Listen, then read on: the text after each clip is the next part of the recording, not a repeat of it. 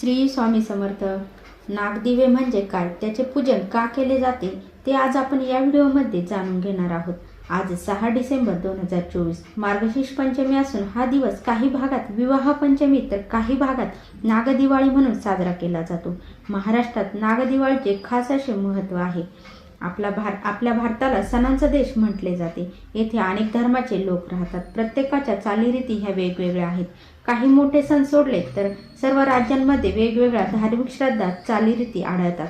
मार्गशीर्ष पंचमी या दिवसालाही महाराष्ट्रात खास असे महत्त्व आहे. या दिवशी नागदिवे लावून नागदिवाळी साजरी करण्याची परंपरा आहे. महाराष्ट्रात ही नागदिवाळी कशी साजरी करतात, त्या दिवसाचे महत्त्व काय ते आज आपण या व्हिडिओमध्ये माहिती करून घेणार आहोत.